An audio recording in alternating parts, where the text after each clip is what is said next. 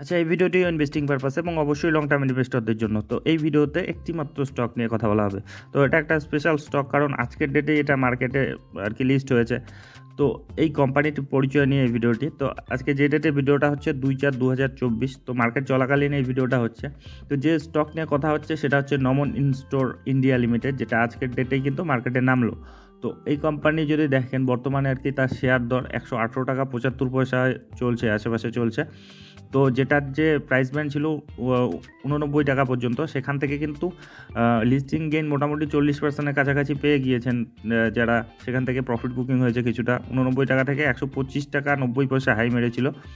তো সেখান থেকে কিন্তু কিছুটা প্রফিট বুকিং হয়েছে, বর্তমানে 118 টাকা 75 পয়সায় চলছে। তবুও কিন্তু 33%-এর উপরে একটা কিন্তু গেইন রয়েছে যারা এই আইপিওতে অংশগ্রহণ করেছে। তো এই কোম্পানিটি কিন্তু ভীষণ একটা ছোট ধরনের কোম্পানি।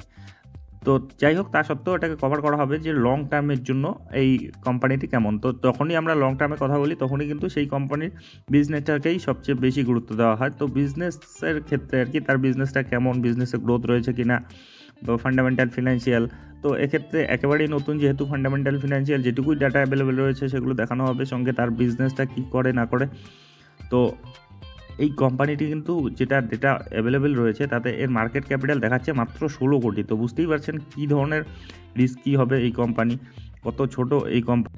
আচ্ছা, প্রথমে দেখে নিই এই কোম্পানির বিজনেসটা। তো এরা আর কি মেইনলি যে কাজটা করে, তারা কিন্তু বিভিন্ন ধরনের ফার্নিচার তৈরি করে এবং পুরো সাপ্লাই দেয়।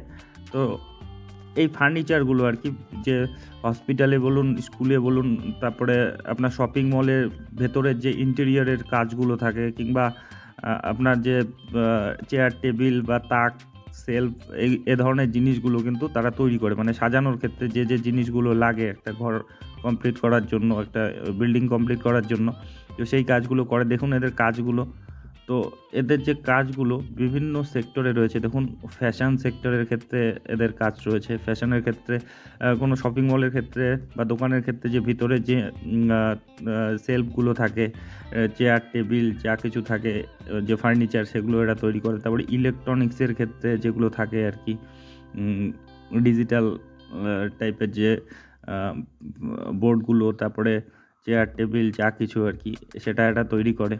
তারপরে বিউটি সেগমেন্টে যদি যান সেক্ষেত্রেও তারা যে সাজিয়ে রাখার যে জিনিসগুলো সেগুলো তারা তৈরি করে। তারপরে পেইন্ট সেক্টরে দেখুন, পেইন্ট সেক্টরের ক্ষেত্রে বিভিন্ন দোকানের যে সাজানোর যে তাকগুলো থাকে সেগুলো তৈরি করে, সেই টেবিল চেয়ার যা কিছু আর কি ফার্নিচার আর কি সেগুলো তৈরি করে। তারপরে এ ধরনের যে ছোট ছোট দোকানগুলো কোম্পানির থেকে যে দেওয়া হয় আর কি, সেগুলো এরা তৈরি করে। তো বুঝতে পারছেন এরা কী ধরনের বিজনেসটা করে আর কি। তো দেখুন এটা হচ্ছে ফার্নিচার এবং ফিক্সচার বলে আর কি এই কাজগুলোকে। তো এটা এদের 100টির উপর ব্র্যান্ড রয়েছে, 20 বছরের এক্সপিরিয়েন্স রয়েছে, আর 300 প্লাস আর কি এদের ম্যান পাওয়ার রয়েছে। তো এই কোম্পানির যদি দেখেন এদের যে ক্লায়েন্টগুলো কিন্তু খুব বড় বড় ক্লায়েন্ট রয়েছে এবং প্রচুর ক্লায়েন্ট বেস তাদের কিন্তু বড় রয়েছে। যদিও কোম্পানিটি একেবারেই ছোট, দেখুন তাদের ক্লায়েন্টগুলো হিন্দুস্তান ইউনিলিভার, তারপরে Asian Paint, Reliance, Godfrey Phillips, তারপরে Airtel, Nike, 3M, UTI, Docomo, Piramal, health care, তারপরে স্যামসাং, সোনি। তো বড় বড় ক্লায়েন্ট কিন্তু রেখেছে, এশিয়ান পেইন্টের মতো যে ক্লায়েন্ট। তো এই ক্লায়েন্টগুলো দেখলেই কিন্তু একটা সমীহ জায়গায় আর কি, যদিও কোম্পানিটি খুবই ছোট ধরনের কোম্পানি। তো যাই হোক, এই কোম্পানি এখন ডেটাগুলোতে চলে যাই, যে ডেটাগুলো কেমন রয়েছে। তো এই কোম্পানি যদি দেখেন, ডেটাগুলো তো এখনও অ্যাভেলেবেল নেই আর কি। এদের বিজনেসটা দেখে নিন, বিজনেসে কেমন গ্রোথ রয়েছে। তো 2021 থেকে অ্যাভেলেবেল রয়েছে এই কোম্পানিতে। 2010 সাল থেকে কিন্তু এটা ব্যবসা করছে আর কি, ইনকর্পোরেটেড হয়েছিল। 30 সালের এক্সপিরিয়েন্স রয়েছে যদিও। তো এই কোম্পানির দেখুন 2021-এ সেলস ছিল 13 কোটি মাত্র, সেটা 2022-এ 51 কোটি হলো। তারপরে দেখুন একেবারে 2023-এ 150 কোটি। মানে ছোট ধরনের কোম্পানিতে প্রচণ্ড কিন্তু গ্রোথ রয়েছে। আর এ ধরনের কোম্পানি, ছোট কোম্পানিগুলো যেগুলো একেবারেই ছোট অবস্থায় থাকে, তাদের যদি বিজনেস ঠিকঠাক থাকে তাহলে কিন্তু তাদের গ্রোথটাও কিন্তু খুব দ্রুত, খুব বড় হয়।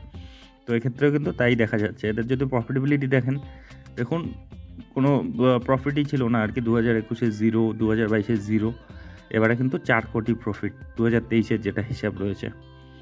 তো তো এই কোম্পানির যদি ব্যালেন্স শিট দেখেন 4 কোটির এদের রিজার্ভ রয়েছে, ঋণও কিন্তু রয়েছে মোটামুটি 29 কোটির মতো, যদিও লং টার্মে রয়েছে 9 কোটি। তো এত ছোট ধরনের কোম্পানিতে কিন্তু বিজনেস এক্সপানশনের জন্য এরকম ঋণ নেওয়া থাকেই। তো যদি তাদের প্রফিটেবিলিটি ঠিকঠাক থাকে তবে কিন্তু সেই ঋণগুলো পজিটিভভাবেই কাজ করে আর কি। তো যাই হোক, এইটুকু ডেটাই অ্যাভেলেবেল রয়েছে, এই হচ্ছে এই কোম্পানির পরিচয় আর কি। তো ভীষণ ছোট ধরনের কোম্পানি, তো এ ধরনের কোম্পানিতে যদি যেতেও হয় খুবই অল্প অ্যামাউন্টে, যে টাকাটা আপনার ডুবে গেলেও কোনো সমস্যা হবে না। তো সেরকমই কিন্তু অ্যামাউন্ট লাগানো উচিত আর কি।